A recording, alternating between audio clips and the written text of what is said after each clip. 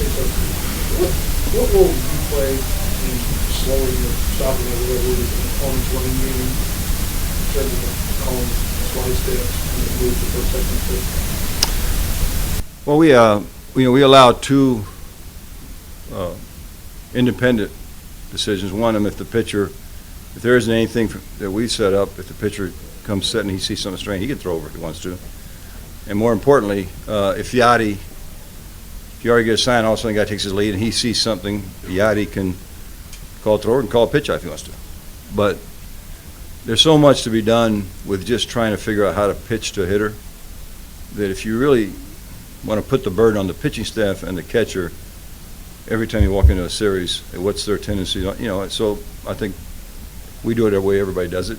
You take that responsibility off them, and you try to read the situation. I said it before, I mean, the way that game got away,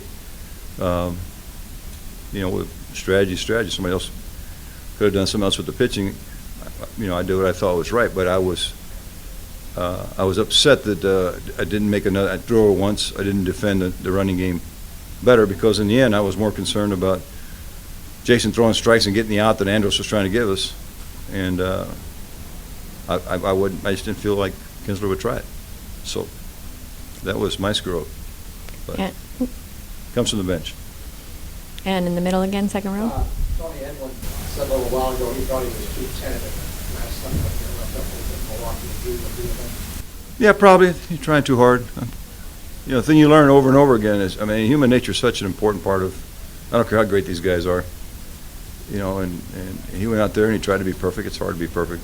So I think it's a good experience for him, and he'll benefit tomorrow because of it. And again in the second row. It seems like the two questions you'll have for your lineup for the most part are second base and kind of how you do Craig and DH. So one, what goes into Ryan being the guy today, particularly given that this guy doesn't have a real big split. And two, after today, how do you kind of envision getting Craig in there and running the DH? Well, I think, have they announced Wilson for Game 5? I don't think they have, but I'm guessing if he is, the logical guy to get at bats is Craig. So whether he plays right field or DH is, we're going on a day-to-day basis, so that decision is going to be made. If there's a right-hander, then I'm sure Shu would get at bats. As far as second base, Ryan's been an important part of how we got here, and he's had a really good postseason. It's a tough call when you got to go Punto and Ryan, and we won the first game with Nick, stayed with him, and I'm just looking forward to Ryan being the old American League second leadoff. He's hitting ninth to set up the top of our lineup. And right here in front, Barry. Sonny, aren't you being a little bit hard on yourself on that point today? Andrews is up there trying to play, and Kinsler was running on his own. It wasn't like this was a particular kind of like a sequencing thing. You get one way or the other, and defend against one way or the other. You couldn't do both. Well, you could do both. And like I said, we knew what his time was, and his time was a tick slow. He's got a faster one, but he was really concentrating. But if it comes up today, say it comes to the bottom of the ninth today, it'll be harder to steal the base. He has a quicker time, and he also has a couple of different moves used at first base that will cut down the lead. And in retrospect, I made a decision not to mess around with the runner because I wanted his concentration. So, it wasn't like I walked around town for 3 hours kicking myself. But the way it was played, now I know that, Kinsler's got the guts and the green light to try it, so I should have thrown over again, and I don't think he would have stolen successfully. So, well, but it was a spectacular throw that made it close. But defending it better was my decision. I didn't defend it, and that's my fault. And second row again to the right, Derek.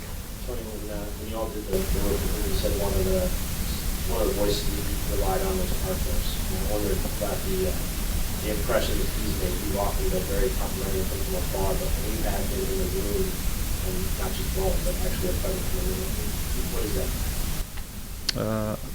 I'm only sorry he was only with us 2 months. We make it practice. I hate to just keep dropping stuff, but I like to do it because it's fair. Earl Weaver, as an young manager, said, pay attention. Told Jim Lee and I the same story. Pay attention to the guys on the other side. and see how they fit in, because someday you may have a chance. So for years, we wanted Arthur in our ball club, and it never worked. Now he finally got him, and not only is he a effective pitcher, but he's got a dynamite presence. He's excited about competition. He's fun to be around. And we already had a really good situation, and he added to it. And to the right, Jim, corner. Tony, based on your many years of experience, what have you noticed in approaches to his ceremonial first pitch, how people throw it? What are some of the memorable ones you've seen, and what advice would you give to somebody making that first pitch? I'd probably give him a couple. Number one, I'd get short enough to where I wouldn't bounce it. The worst thing you can do is to bounce it. Then you look like you don't belong. If you're going to make one of the mistakes, throw it over his head, because then your arm is too strong, not weak. So I'd get like from here to Barry, and I would just make sure, if I ever throw it, I'd say, here, there it is. The farther you get back, then you invoke the second rule. Over, not under. Another one for Tony? No more? Oh, I over think, in- like Dirk did, I think he can just take one big step and hand it from the mound. Over in the left corner. So there's a school of thought that pitching changes for the American League games is a bit more complicated because where they just spot in the lineup, there's no dictate the move. What's your take on that? And how do you make or what differences do you see in decisions on pitchers in the American League games? Well, I totally agree with you. I went over to the National League, and after, had nothing, maybe, I don't know, 2, 3, 4 years, whatever it was, I realized, wow. And I've said it, and people look at me, most people look at me like, you can't be serious. There's an assumption that handling pitching in the National League is tougher. It's not, it's easier. It's never easy any place. And the reason it's tough for the American League is every decision that you make about the pitcher is based on your evaluation of who should pitch, how long the guy in there should pitch, and who should bring in. There are times, a lot of times, that's a really close call. I mean, you're talking about you're splitting some really fine hairs. In the National League, just enough times to make a difference. By the time, the spot comes up and you got a hit, and you don't have to make that decision. You never have that decision taken away from the American League.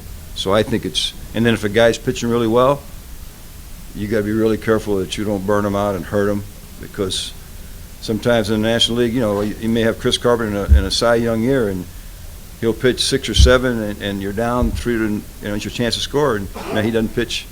American League, 9 innings all the time. I mean, it's handling pitching in the American League, I think, is tougher. And the back left again. Tony, I know you've been asked this before, but it's been well documented, your friendship and relationship with some of the different coaches in different sports. When you get to a stage like this, do you guys pick each other's brains about how you deal with championship week, with the stage and all the different distractions? And what have you been able to learn and share from some of these guys along the way? Well, I mean, I've explained this, people who are around me. I think it's one of the neatest perks of the time that I've been around is that I've established a relationship or a friendship with some of these guys. They're fascinating. They're so much different than they come across. I mean, we were just talking about Belichick today in the room. When Bill gets in front of this, he says, yes, no. You get Bill in a social, and he is charming, and it's just, have the best time. And it's, most of you get there, watch those dinners, they're talking and I'm listening, because there's some good stuff. But I went to dinner with Rick Carlisle last night, and I asked him about, what we do to get an edge in this series. He says, hand the ball to Dirk. I said, I can't do that. He said, so that was his advice, and he says, I can't. This is Dallas. I can't be telling the Cardinals how to beat the Mavericks, the Rangers. But it's, I don't know how to describe it. It's fascinating stuff. And every once in a while, somebody who's just visiting comes and they walk away just shaking their head. And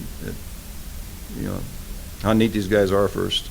Secondly, how interesting. And in the end, probably the most important point I could make would, especially if it's a professional coach, and even at college, because guys are already starting to get distracted with their futures, about me at me.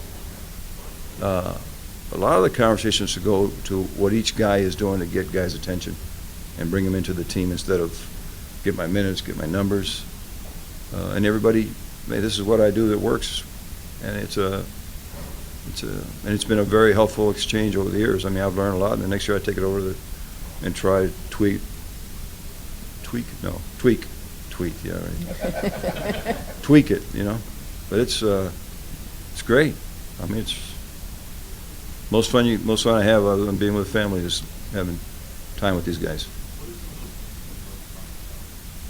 Well, you can learn how to keep your message fresh, and you're trying to keep the guys from being distracted in a team sport. This is not golf or tennis. You know, this is about our team. And guys listen to their agent, they listen to family, their friends get yours. And when you stand up and you talk about team, it's just the coach speaking, which is, there are ways that you got to break through there. And I've gotten some really good tips over the years. And over here to the right, Joe. Hey, tell me, with a fresh bullpen, how quick are you to the trigger bringing a guy like Westbrook into the game early, and how slow the trigger would you be bringing him in and open-ended extra inning situation? Well, I think if it's a close game where they're scoring and you think it's time to get Kyle, if we're scoring too, then I think it's a bullpen game, not a Westbrook game. I don't think that's a good situation for him. If it's something other than that, I mean, he's definitely a weapon that we think we have, and but it wouldn't be, I think, to come in the middle of an inning I mean, we got a lot of depth of our relievers, and we should handle it that way. So there's 2 or 3 places that Jake would help, and we'll see if it comes up or not. And last couple for Tony. Okay, over here, Jerry. And then Barry. But it was a very small sample of play in this park. Does it influence at all how you're going to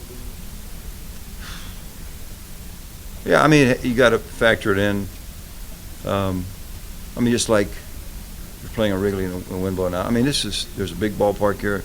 You know, it does carry some, but one of the advantages is it's a big outfield, so you get bloopers that fall. So you got an edge offensively, and you don't want to give up outs. But if you're facing a guy that's just shutting you down, you know, then the little ball is something that you can't get away from. The guy, I mean, I probably wouldn't do it today, but if Kobe Lewis was pitching against us and for Cal let off a double in this ballpark, I'd probably bunt John Jay, or give him one shot and then bunt him, because you just got to play the game in the situation. Trust your gut. And last one, Barry.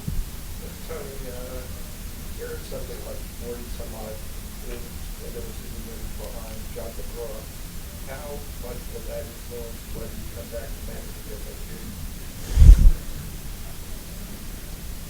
It's about 2000. We got a deal with our club. We don't talk anything about beyond our season, and it's worked really well for our guys to concentrate, and I'm not going to upset them by breaking it. I was part of putting the rule in.